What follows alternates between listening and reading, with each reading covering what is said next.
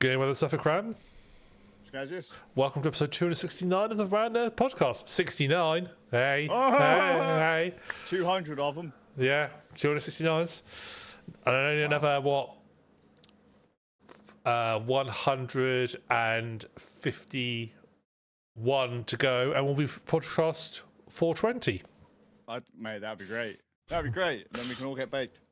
Yeah, 150. So that we average 2 weeks. That's another 6 years. We might survive that long. Yeah, it depends it depends what happens to the world if the world ends before then. But we might make it. We might make it.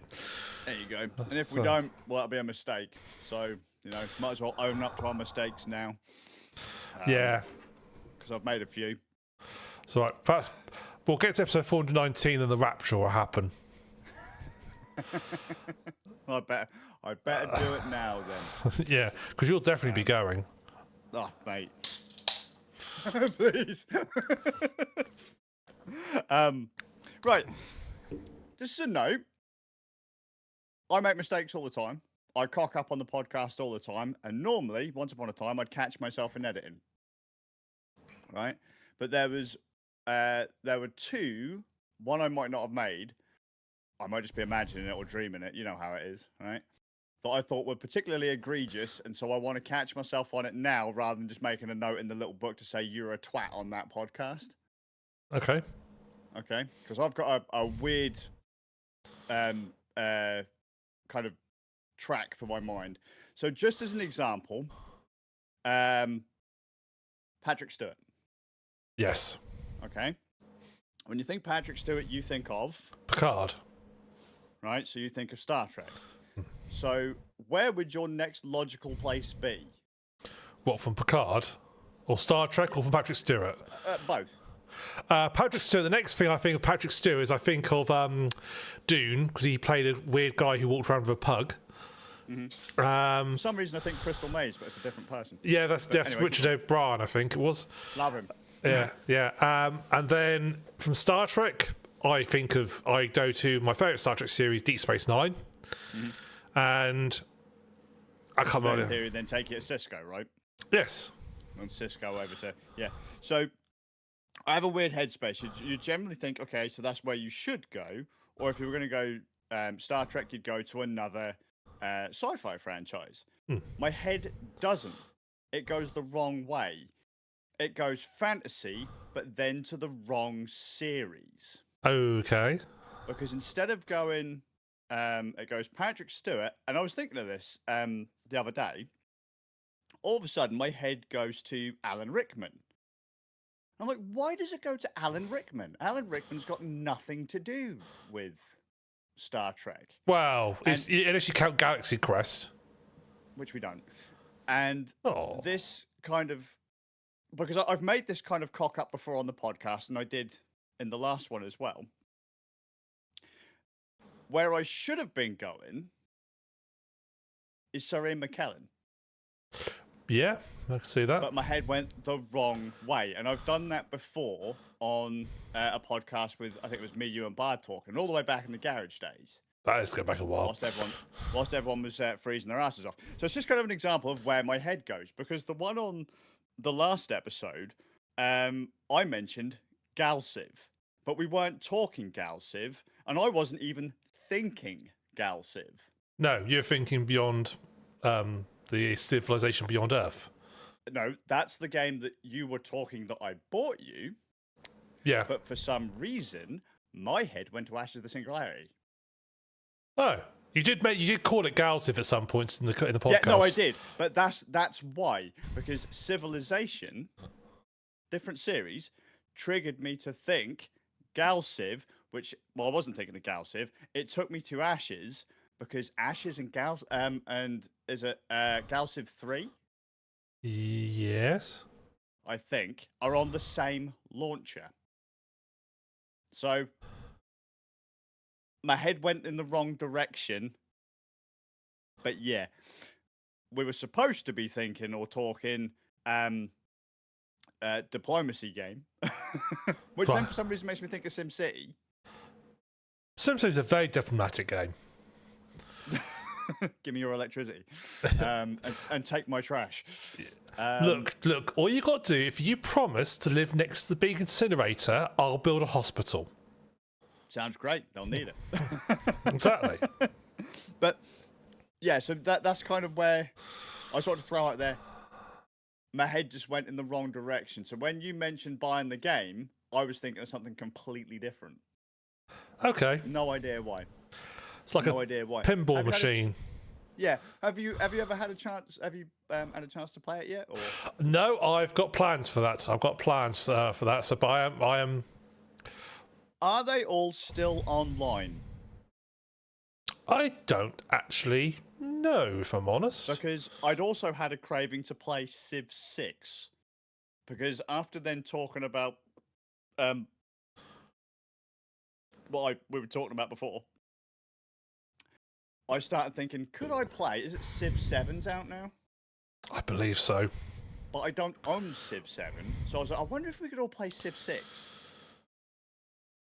And then, yeah, so, all of that spirals together, which then makes me think, are the servers still online, if they even require them? Because a lot of those games are old enough to actually give you the server package. That then brings me on to my second potential cock-up of the podcast. I was talking about Kane and Lynch, weren't I? You were. Now, I don't remember if at any point I mentioned that the servers were probably down for the game. I think you did. I'm about halfway through editing that part, and I believe, but from memory, I think you did say there are no servers to play online unless it's some like hacky server out there. Now, I still don't know if that is actually true. I'd be surprised if they're still online. I mean, that's what, 2008? This is it. Right. So, co-op was local only on Kane and Lynch 1, apparently. Kane and Lynch 2 came out in 2010. You can still play that online. Interesting. You can still play a game from a failed series released in 2010. You can still play it online in 2025. Wouldn't that have been using... It may not have been, because I would have thought, wouldn't that have been the sort of generation where Games for Windows Live was still hanging around? That is what... No, it was. So that is when... so that's what Kane and Lynch 1 was using. So you have to patch out Games for Windows Live for Kane and Lynch 1. Otherwise, you can't even launch the game because it fails, because it can't do the auth, the handshake. Yeah.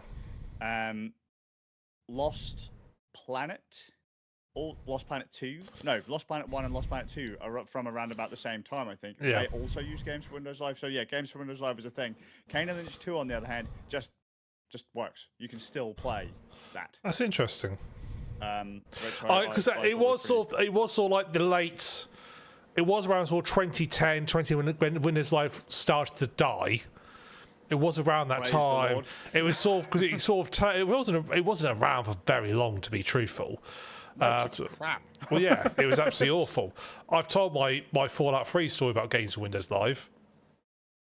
Right. Where it wouldn't, Fallout stopped launching one day, just wouldn't launch. Games for Windows update, and Games for Windows said to me, "You need to update Games for Windows Live so you can play the game." Okay, so I say update. Okay, updates.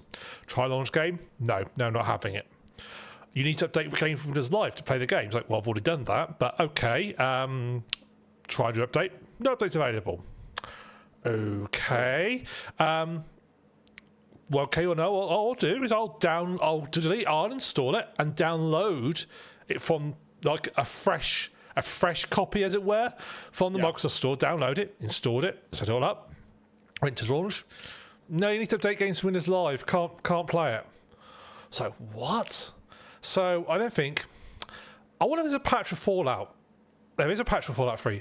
I'll install that, install it. Bloody thing launched. Games for Windows Live was so shit, it assumed it was wrong. Its default assumption was I must be fucked up while the game's not launching. When the actual answer was it had updated and you need to patch Fallout in order for Games for Windows Live to talk to it again. But I just love that. Yeah, sounds about right. Yeah. I just have to run the same version as the server was running. Exactly. I just love the fact that Games for Windows Live blamed itself. Good job, Games for Windows Live. Good job.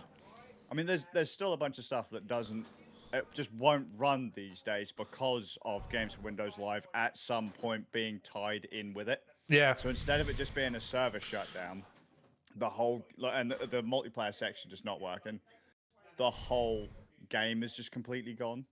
Yeah.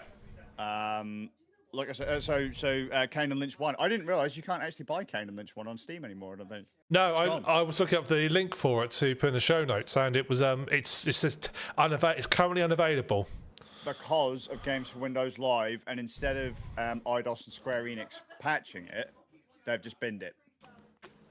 I think you can still buy the game on GOG if anyone is interested. I think you can play it on GOG. But yeah, it's one of those games that's been pulled off the store, and I think potentially Lost Planet 2 had the same fate. I'm wondering actually if Dark Souls, one of the Dark Souls games had that issue, because I'm pretty sure the original Dark Souls launched on PC with some kind of Games for Windows Live gumph tacked into it too. I would. It got everywhere. Games for Windows Live. It was like a virus.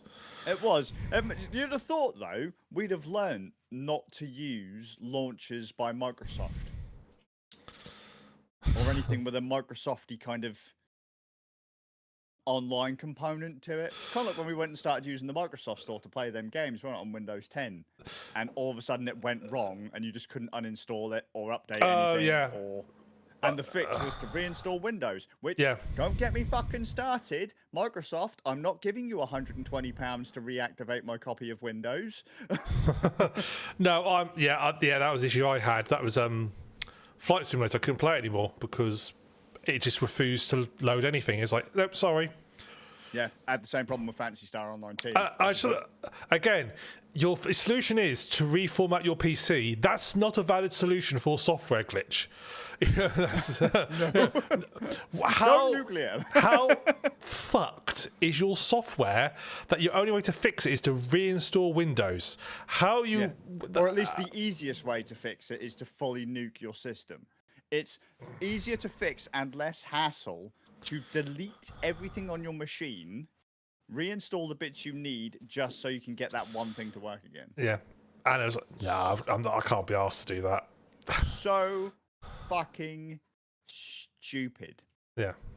Microsoft. And again, actually, Microsoft does want me to pay for another Windows license. Yeah. It's the equivalent of like, oh, my tire's got a puncture. To fix it, I need to rebuild the engine. Yeah, about right. It's like, sure, there's an easier way to do this. No, the engine needs to be brought out. I'm going to strip the car down to its base components and then rebuild it again. Right. You know, if Microsoft made it, it'd be stripping it down to its base atoms. Mate. You literally you have to turn it into like a cube of steel and a cube and then reforge it again. Wow, that means I might be able to make a better car. Can I, out of all those components, do you reckon I could somehow cobble that together to make it? Is Apple still making a car? 'Cause at one point they were talking about it. Are Apple making? There was one point Apple was going to make a car. They've definitely got the money to burn on the project. Yeah, they're probably designing some system to control a car. It'd be all white and only have one door. Yeah, wait, there's something going on here. There's something wrong. Something different compared to a normal car. I get it. No windows. Very good, Apple. Yeah. And when you go to the petrol station, none of the nozzles fit it. You need a special proprietary Apple petrol station nozzle. Oh, there you go. But then, in fairness, is that not technically what Tesla did with the old electric cars to start with? They did initially, but then they basically open sourced, and to be fair, their connection is generally considered the best one. I'll take your word for it. I haven't actually seen one. Yeah, it's from people who I've got a couple of ones who are really into the electric cars, and they say they don't have Teslas, so don't like Teslas, but they do say Tesla's connection is the best one, and their charge network is the best network. Should we just throw out that is quite a lot of praise? The car's shit. Charge is great though. That is the charge is very good. When you look at it, like this port is fantastic. The rest of it shit, one of the best things about a Tesla, if you own a Tesla, one of the most user-friendly parts about a Tesla, if you own a Tesla and you go to a Tesla charger and you plug your Tesla into the Tesla charger, there's no like tapping to pay for stuff, because it knows it's your car and your car's tied to your account, it just instantly charges you as soon as you unplug it, so you don't have to worry about paying separately. Because you don't technically own a Tesla, though, do you? You lease Teslas? Do you own Teslas? I'm pretty sure you can own a Tesla. I'm not sure. For some reason, I got into my head you could lease. They were mostly leased. I do know certain features are like owned by you, not the car. So if you set it on, they're tied to your account. Yeah, like extended battery and all that kind of stuff. I think it's things like auto. I think it's all things like autopilot and stuff like the stuff like that. It's tied to your account rather than to the car. So if you sell the car, also you delete your account, you then don't have access to it, even though it's got all the bits there to do it. The other person doesn't have access to half the features because they don't have them on there. Yeah, I mean, BMW tried that with heated seats, so you had to subscribe to have heated seats. Yeah, no, thank you. Yeah, so they're physically there. They're literally physically there. So I'm pretty sure someone very quickly would figure out a way to bypass the computer, just put a switch in. Yeah, it just seems so. Yeah, that's really fucked up. Yeah, when the hardware is physically there. Having said that, even now, like if you buy certain trim levels which are missing features, the hardware is still there. A lot of them. It's just simply not enabled or not fully connected up. Because it costs more for them to retool the line to not put exactly. Because like when I was telling someone about RGB and PC cases, like, well, why don't they just make it so it's not the case? It's like because then they have to have two separate lines running. Yeah, I think it's a case of turn it off. I think a friend had a car. What was it? Was it my car? Something like. I think it might be my Freelander 2 I had. I think I might be misremembering this, but you could have it with HID lamps, high discharge lamps, which are the really tall, bright ones. Know the ones. Yeah. But to be able to have those legally, the car has to have like sensors so that they can level them automatically. So because they're so bright, it has to be able to sort of adjust them. So in cars that have them, if you drive a bump, they'll move up and down automatically because they do that with sensors. Yeah, and I believe I think it was a Freelander 2, which had it as an option. The hardware was always there, built in, but just wasn't rigged up to anything. So you could retrofit HID lamps into that legally, because most cars you can't do it legally because they don't self-level. But that one, because you have to have sensors in all the suspension to get it right. And I believe that you could actually, I think it's now, this hardware was already there and you could literally fit them in, put the wiring in, and it'd work. Again, because it was easier just to build them all with that hardware than to build two separate lines. Yeah, sure. Well, good to know. I've probably got like the make and model completely wrong, but there's definitely a car that had that function. We'll correct it in the next episode. Well, I can't be asked. Until the end of time, and then we'll stop correcting. Bring back Flashback. Yeah. Now, what does that make me think of? Out of This World or Another World? Great game. Or Shaq Fu. There you go. Delphine. France. Which then makes me think of Expedition 33. For fuck's sake! Anyway. There we go. Right. You been playing any games, mate? I have. I haven't. I have been playing a game. I treated myself while I was away, because I went away last week. So How was your holiday? It was very nice, very busy. I was farm sitting. Took my new PC with me to keep me company. You think that'd be easier for him to just get a fucking decent laptop? I won't lie, this is a heavy beast. And it does. Oh god, please tell me you've got a bracket on your graphics card. Oh yeah, it's all They've proper reinforced the inside of it. It's all been properly done. I was going to say because some people don't put SAG brackets underneath their graphics cards now. No, that's silly. You need to put a SAG bracket underneath new NVIDIA cards because they're heavy. They are heavy. The whole PC is heavy. Heavy, man. I haven't weighed. I reckon it must be pushing about sort of 15 kilos. I reckon. It's about as heavy as my ego, then. Yeah. Pretty much. So I treated myself because I thought I'm going away. I'm going to treat myself. So I bought myself S.T.A.L.K.E.R 2. All right, yeah. Yeah, and played that all for the whole week there. S.T.A.L.K.E.R 2. It's S.T.A.L.K.E.R, but it's number 2. it had a bit of a rocky launch when it first came out. There's some like problems, but to be fair, the developers were developing in a war zone, so you've got to be a little bit lenient on them in those situations. Although I think eventually, yeah. But yeah, S.T.A.L.K.E.R 2, it's a sequel to S.T.A.L.K.E.R, but set about 10 years later, which means it's actually set in 2022 or 2021, about 10 years after S.T.A.L.K.E.R, all the S.T.A.L.K.E.R first sort of trilogy of S.T.A.L.K.E.R games, which is S.T.A.L.K.E.R, Shadow Chernobyl, Clear Sky, and Call of Pripyat. I can never remember the order of them, so thank you. I see Shadow Chernobyl I played, and that was very much like playing like a beta version. It was or early access version, very rough around the edges. They pretty much fixed everything by Call of Pripyat, and some stuff they removed from S.T.A.L.K.E.R, Shadow Chernobyl they put back in Call of Pripyat, which made it sort of like the sort of game how it should have been. Who made that game? I can never remember the studio. GCS. Right. No, sorry, GSC. Yeah, I know. It's whatever. Close enough. It's an acronym. It's whatever. It's them guys from a foreign country with stuff. Yeah.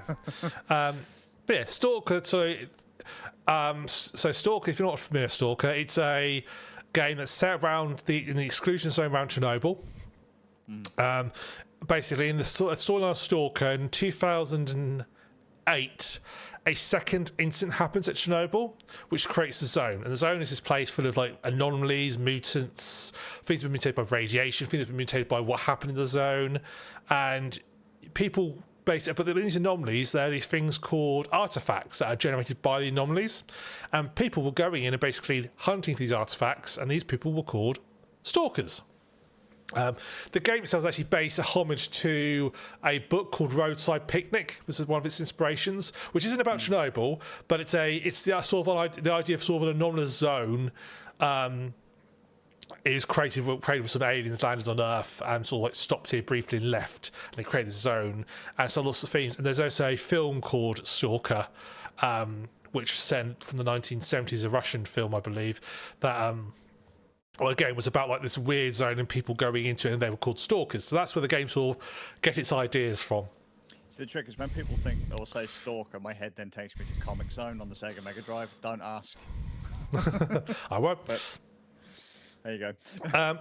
So this game is set about 10 years later. The zone. So basically, at the end of sort of S.T.A.L.K.E.R, Shadow Chernobyl, you sort of discover what caused the zone, how it got to be where it was, and you can effectively change what happens, but then the sequels have like assumed that you chose a certain ending, like most sequels do. Yeah. And so people still there, and so the game is sort of set sort of 10 years later. Things have changed. The zones sort of like become supposedly more safer. There's like sort of more. There's less artifacts around. They have changed with the law, so the artifacts in the old game, people went and got artifacts to take them outside the zone because they were like worth money. In the new law, the artifacts basically after a while leaving the zone, they sort of like lose their charge and stop working. Right. So they only sort of work when they're in the zone. So that's sort of adding a little bit to the zone. And that's why you start the game off. You've basically got an artifact and you want to go back to zone and try and get it recharged so you can basically sell it. Because obviously they're worth money when they're charged, and you basically have you and your friend, there's a scientist who appears in the previous games who basically helps get you into the zone. Zone's more militarized before. There's a new force, I can't remember what they're called. There's an acronym, it's a city acronym, places in the military. And yeah, you basically explore the zone. That all goes to pot. You get ambushed, and your artifact gets stolen, and a sort of scanner you had is also gets stolen. So you find yourself almost left for dead by the people who raid you, and you basically have to then sort of you're basically on the hunt to sort of get almost revenge and sort of recover what you've been stolen from you. So a very big difference from the previous games is it's now a proper open world. So in previous Stalkers, they wanted to be a big open world. The original plan was the whole 30 square kilometre exclusion zone was going to be completely go anywhere you want. That they had to do an awful lot of pruning back. They had a lot of troubles. They were way too ambitious for what they wanted to do, and there was a lot of jank in the old Stalkers. It was an awful lot of jank, and that's because they were simply too ambitious. They had to cut because some of the features they had were insane. There was one feature where basically other AIs, characters, would be trying to do the same missions that you were, and it was possible for them to beat the game before you. So the game could suddenly just end because an AI character got and did complete the game before you did.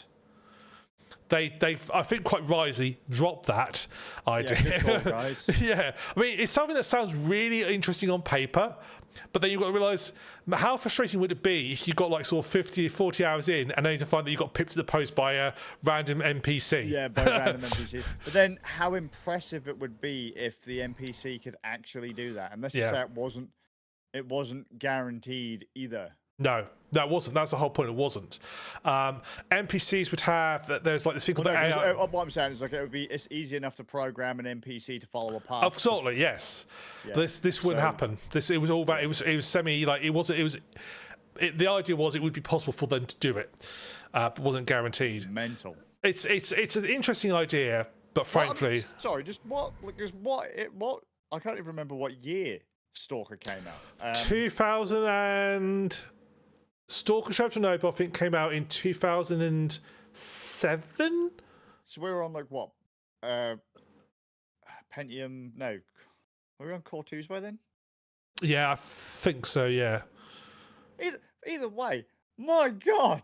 Yeah, they were. It looked running that on. No, it was like it was going to be a meaty system requirements. When I watched the demos of it, they had like. That was sort of back in the day when sort of lighting was starting to come back kind of thing. So like you could like shoot like if you have like those fluorescent lights that are hanging down, you could like shoot one of those support cables and it would swing around and lights would all flash around and stuff matching it, which is all like a. My God. Yeah, that at the time that was really impressive, but obviously sort of not so much now. But at the time it was like that. But you need a meaty machine to run it. I mean, to be fair though, one would assume you could do that now. So I would say. Still impressive, because if you were to do that in a modern game and find it didn't do what you expect or would hope it would do, that's such a fucking letdown. Yeah. Yeah, I thought it had lots of promises about it. It had drivable vehicles. They disappeared. They had this thing called... I did hear that, because it's been patched. There's a fan patch. Yes, there is. That puts them back in, yes. There was a thing called AI Life. So the idea was that the zone would have an ecosystem. So there'd be predators and prey animals and so forth, and that the animals would sort of roam about and basically interact with each other. That did stay in there, but it was slightly, again, pruned back. And the trouble with all these things, it sounds, again, really good on paper. In reality, it makes no effect on how you play the game at all. You know, it's not like you're playing like an old like a Monster Hunter game where you have to like hunt prey down, look for their nests and stuff. It just didn't make any difference at all. Yeah, sure. But also, Bungie used to have that kind of problem, you know, because like the original Halo was supposed to have all kinds of life on it. Yeah, and then they were like, "Quick, rewrite the story. We haven't put it in. Why wouldn't it make sense to have all this life here? Bam, here you go. That's why it's empty." Yeah, but it kind of sort of like makes sense that you're going to spend an awful lot of time developing a system that basically has that much effect on the gameplay. It's kind of things. You know what that reminds me of? What? Well, that actually reminds Peter Molyneux. Yes. That's the Molyneux effect. Something that has absolutely no bearing on how you play the game at all. Yet it's a touted feature. Yeah, it was very much. We need to have that. I mean, when they first described it, it sounded like me. And the Stalker's also famous because it took like I think it was announced like in the late 90s. Or early 2000s. It took like 6-7 years to actually get released. It was but then once it got the first, and there's also things that are going to be like what they call blowouts or missions in the zone, where like the zone every so often would have this massive hissy fit and throw a load of radiation stuff, and if you're caught outside, you'd be dead. That was going to be like a randomized thing, and in Chernobyl, that wasn't. It got removed. It did happen, but it was scripted to happen. They did bring it back. I think they brought back in Clear Sky, and there's definitely called Pripyat.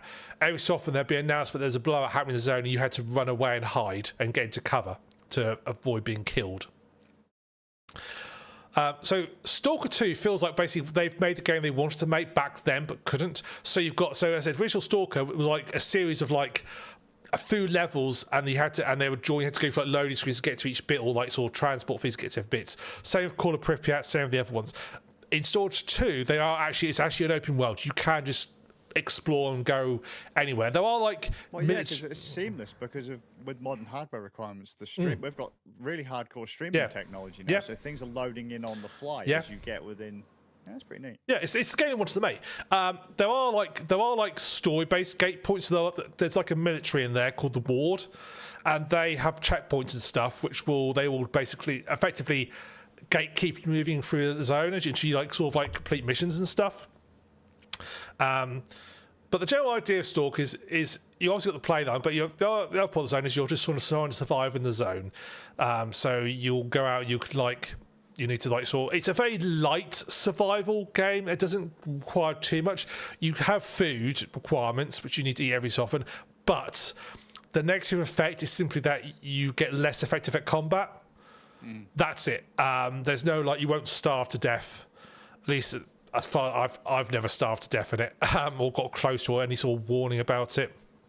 But it has got some sort of nifty sort of features. So few things I like about it is every character is named.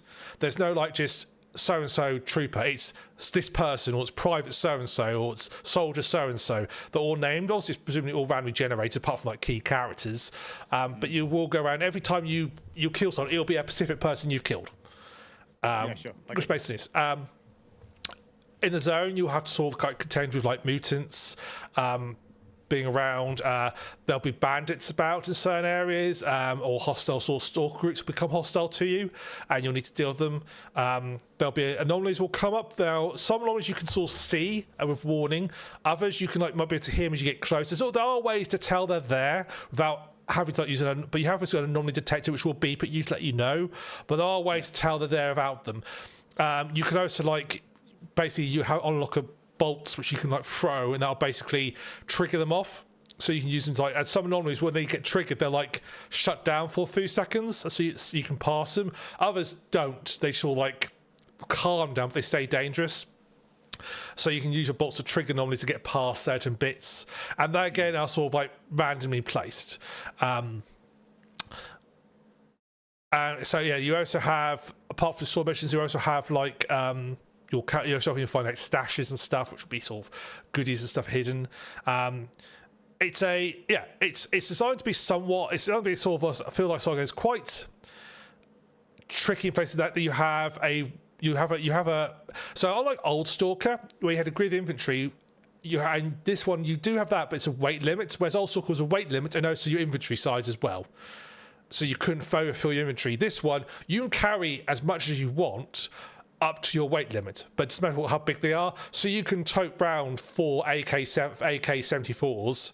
That's fine, but as long as it doesn't go for your weight limit. Interest has got a 2-stage encumbrance system. So most games, you know how it's you're either not encumbered or you're encumbered. There's nothing in between.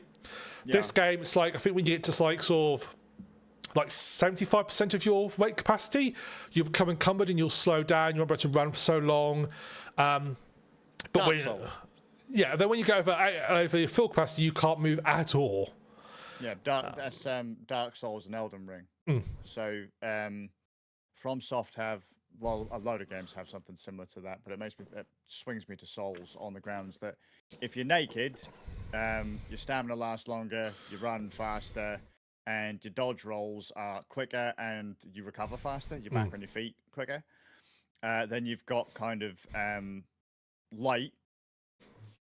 Obviously, you move a bit slower, your stamina doesn't last as long, and when you try and do a dodge roll, when you hit the floor, which obviously you're weighted, it's harder for your character to get up. Yeah. And then you eventually you get to the point where you fat roll, where your equipment weight is far higher than the weight you can carry with your strength stat.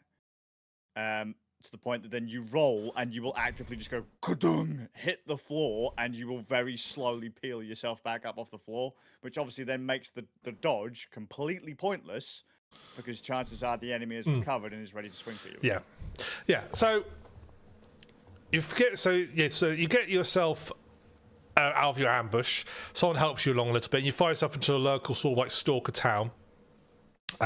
Where you can pick up missions and go stuff, and most of the missions are go here, investigate this, kill this guy, shake this guy down, but some of them very sort of open-ended somewhat bit. So there's one guy who had to go shake down this guy for some money who he owed.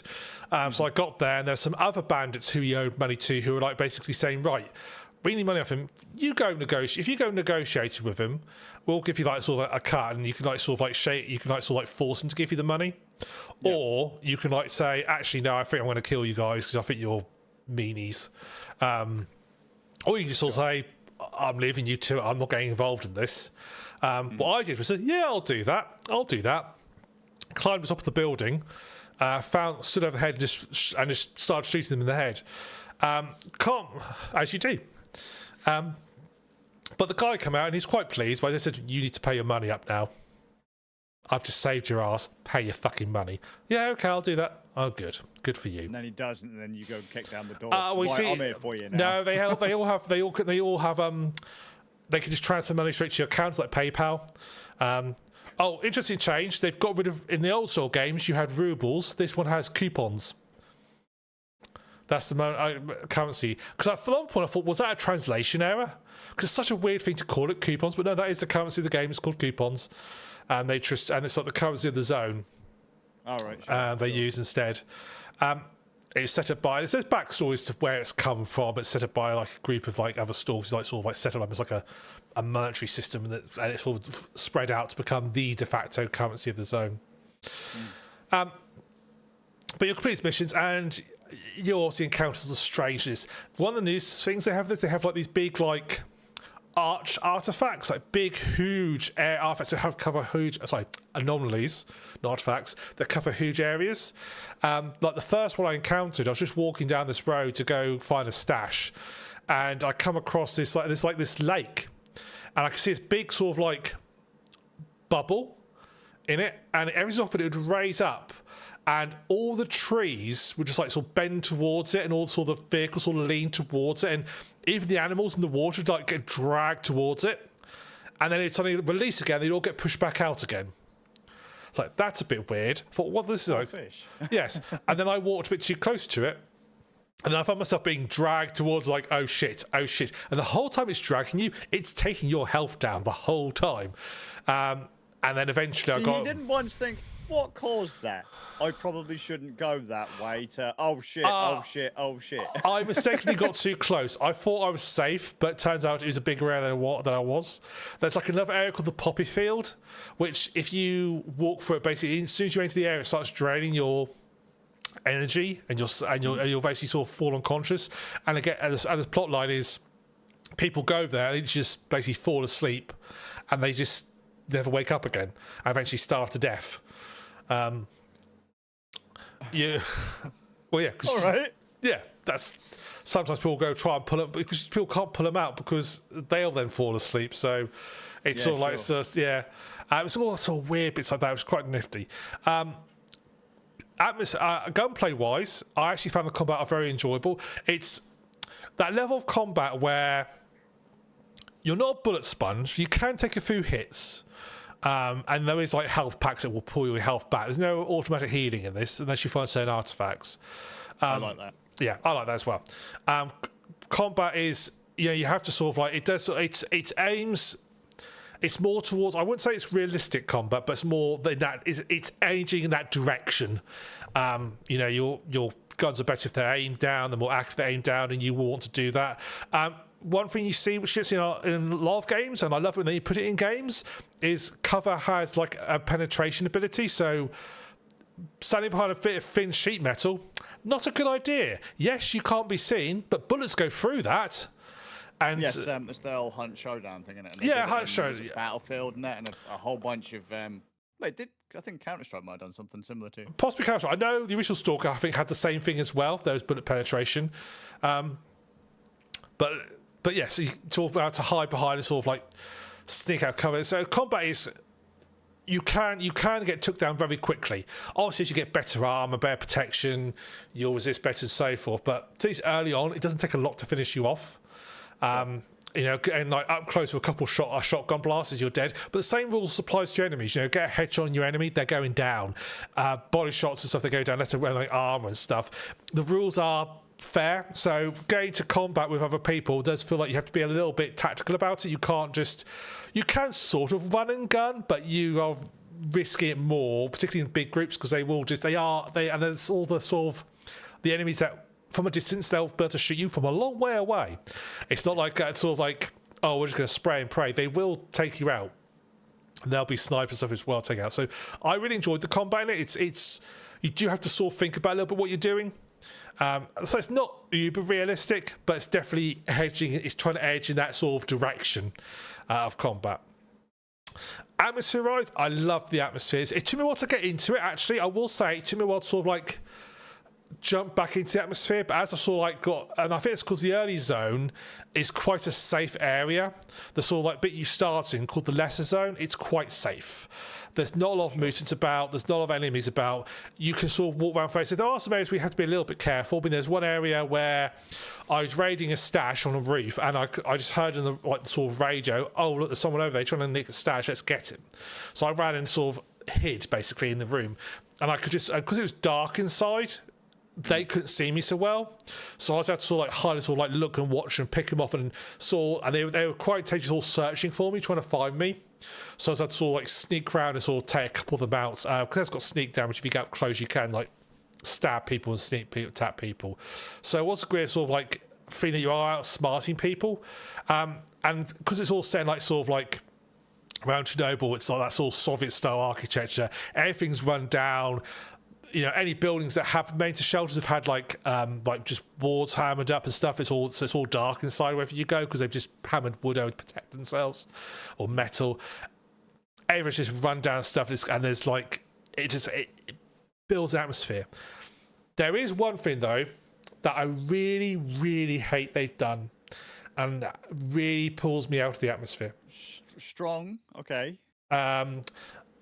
They decided I suspect they think they'd make it more mass market appeal, particularly the more English-speaking areas, but all the English dialogue, in old Stalkers, all the dialogue was, everybody was in English, but they were talking with like, you know, Russian accents and stuff, and they sort of, as if they were fair, but just speaking English to you.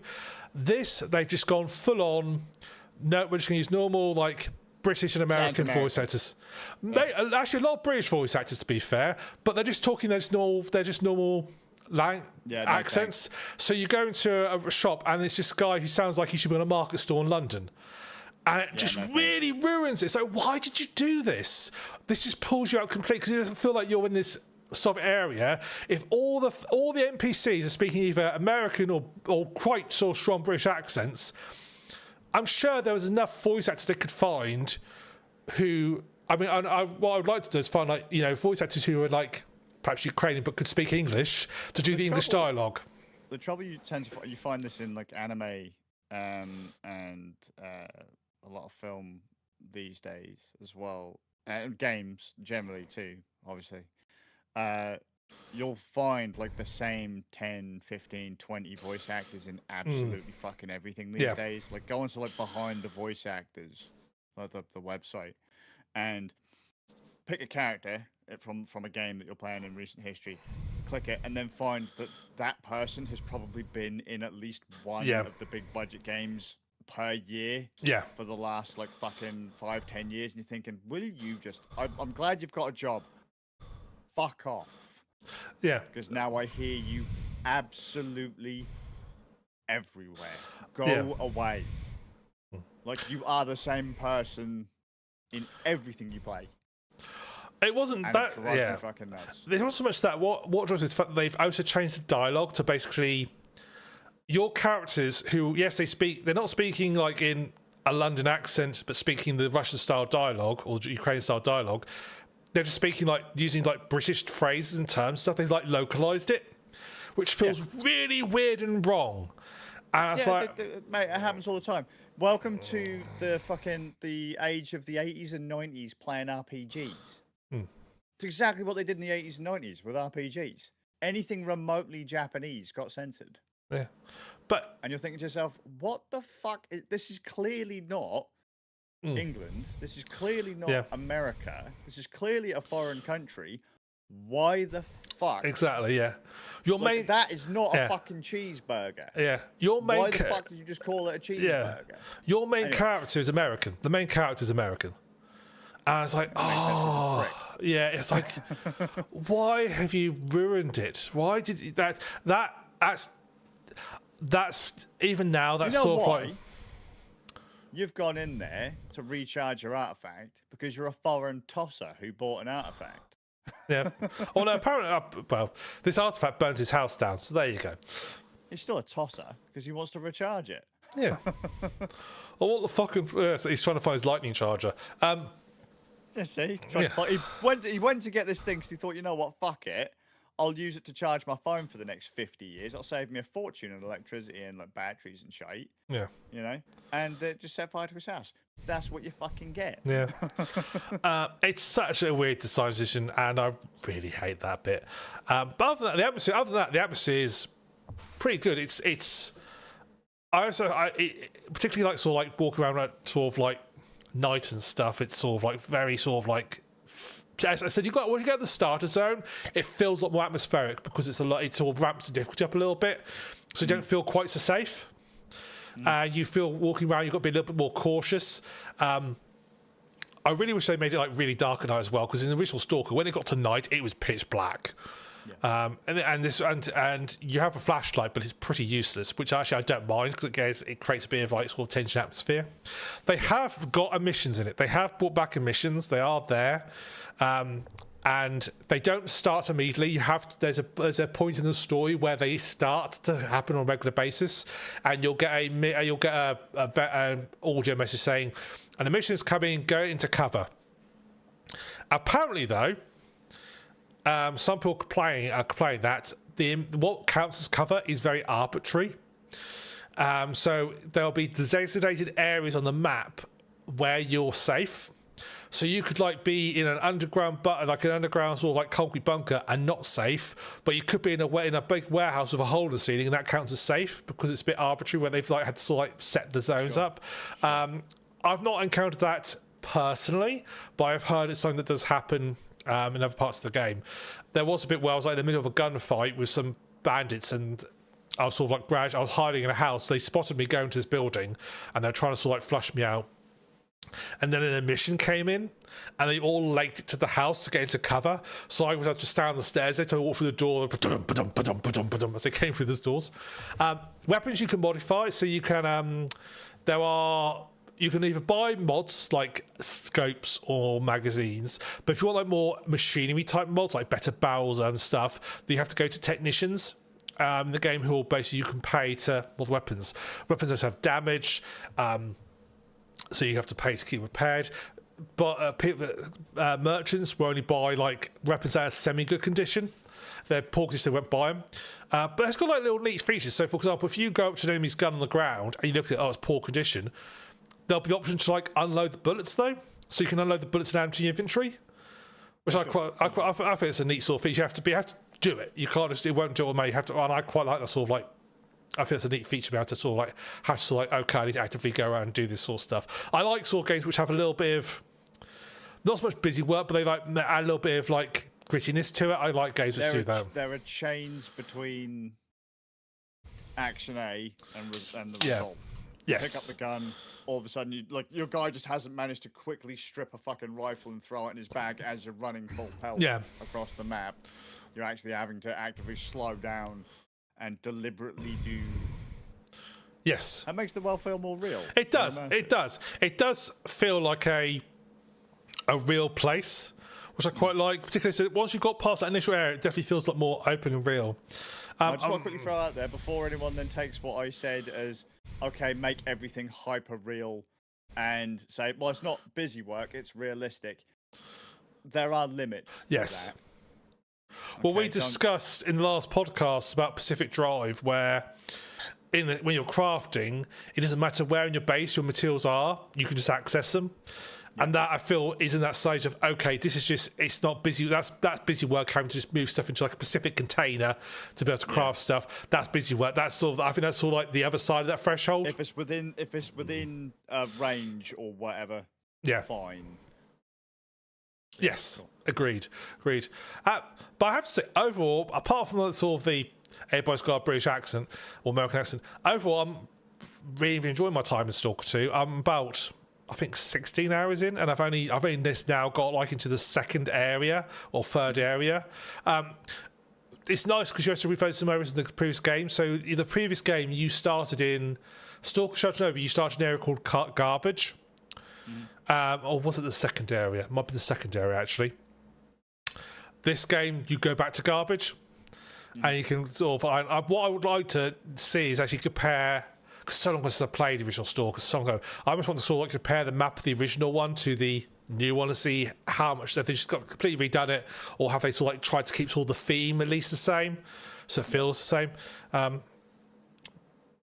But yeah, absolutely, I'll say I'm very much enjoying my time in it. 3 questions. Go on. Okay.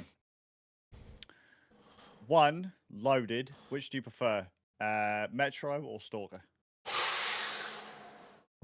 Ooh, That's a tough one, isn't it? that is because they're very different games though. Say, well, Exodus versus Stalker because it's closer. I would say then Stalker over Exodus. Exodus, the reason I'll tell you why. Exodus starts off very Stalkerish, and then drops it off as about halfway through the game. Yeah, basically once you go through like Volga and Caspian, isn't it? Yeah, so it doesn't keep it going, and that sort of like drop. Yeah, but I'll tell you, it's like the third level, level, not counting at the start, but it's basically a single route through the level that you go. And So it starts the corridor out later on through the game. I could never get through Caspian because it kept on crashing on my machine. I eventually got through. It kept crashing on my machine as well. Apparently, there was a known issue. There was a memory leak. It was a known issue. Right. Yeah, it was a known memory leak issue. It's you look on any of the sort of people talking about. It's like, yeah, Caspian's got a memory leak and it will crash. It's not a case of if, it's when. I might have to go back and give it a go because I was really getting into Exodus. I really didn't like it to start with, but I really quite got into it. I still maintain that the first area you're in is the best one. But you got the feeling that as the one with the church, yeah. You just got the feeling as each area went on, they were like either running out of development time, and having to rush it a little bit because each area got progressive. Having said that, the last level or last area you're in, but it's really a level, that is also, I think, very good. But only I tell because it's basically a homage back to the original Metros. But overall, I'd say. Simply, if Metro had carried that on and was able to maintain it for every level, bit of a tougher choice.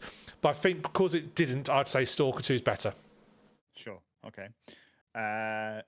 Did you pay full price for the game, or was this? I got off CD keys for 50 quid.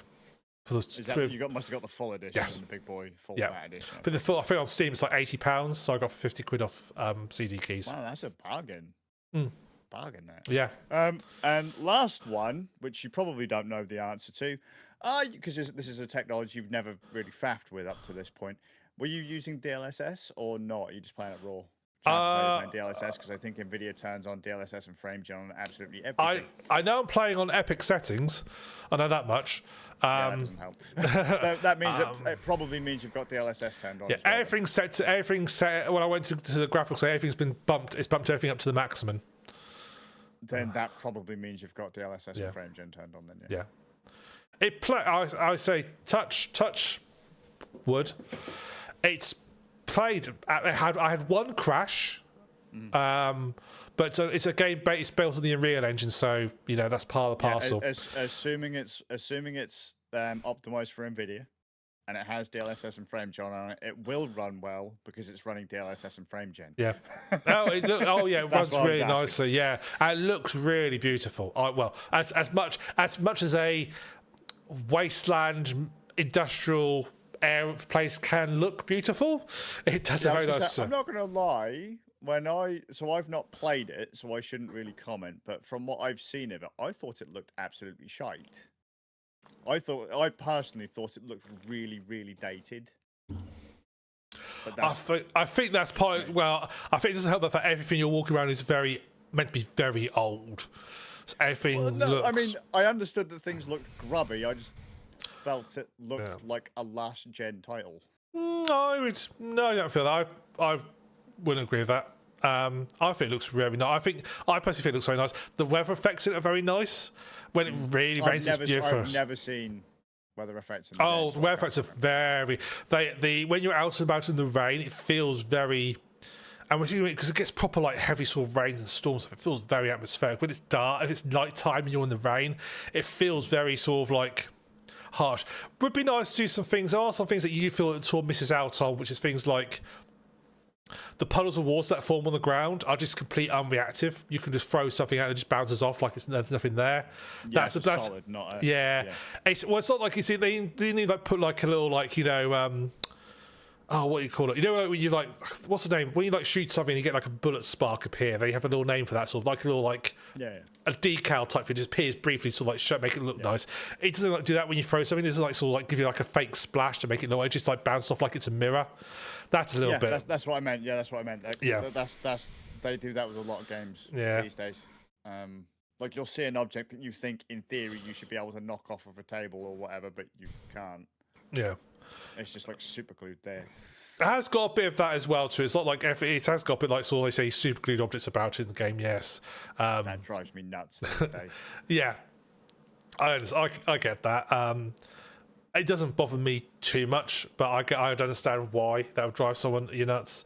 But yeah, I've thoroughly enjoyed my time with it so far, and will keep enjoying my time in it going forward. Sure, there you go. So. Good job. Cool.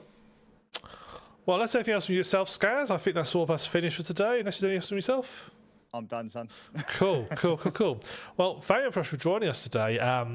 Hope you've enjoyed this episode. You can join us on our next podcast, which will be on the 19th of June at 18:30 GMT +1. You can also check out our games night, which is will be the 18th of June, GMT 2030 +1. Or 2030 GMT +1, I should say.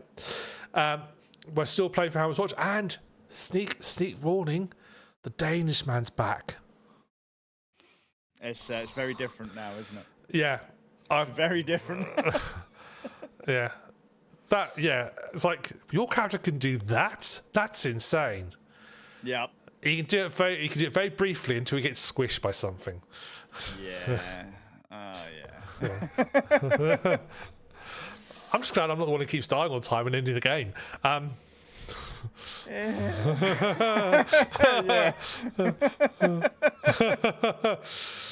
yeah, you can come join us on that. So hope you've enjoyed this evening. So from me, the S.T.A.L.K.E.R, Skazz. We'll see you guys later. See you guys.